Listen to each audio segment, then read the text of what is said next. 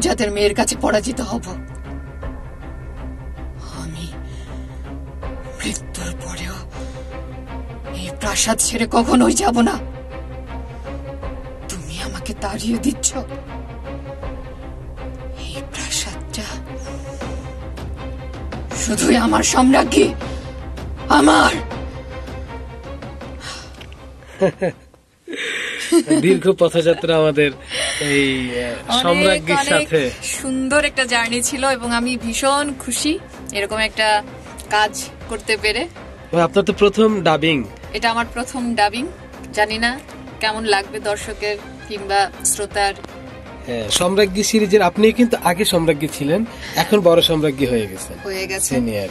এবং তাপস এই নাটকের ডিরেক্টর যিনি, তাকে অসংখ্য ধন্যবাদ। সাউন্ড ইঞ্জিনিয়ার সোম ভাই আছেন, তাদের কারণে এই কাজটি আমি করতে পেরেছি।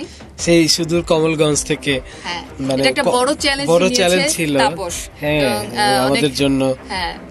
ওকে আরো স্পেশাল ধন্যবাদ। এত দূর থেকে এসে টাইম ম্যানেজ করা এবং সিরিজের সাথে থাকা। দারুণ একটা জার্নি ছিল। আশা করি আবার আপনাদের সাথে দেখা হতে পারে, নিশ্চয়ই, যদি আপনারা চান। না, সে তো অডিয়েন্সই বলবে।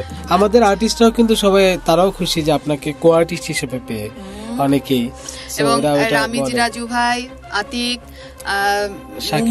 শাকিল ভাই, অর্চি, সবার সাথে কাজ করতে পেরে আমার ভীষণ ভালো লাগছে। বাকিটা অন এয়ার হলে আমরা সেটাই। Thank you.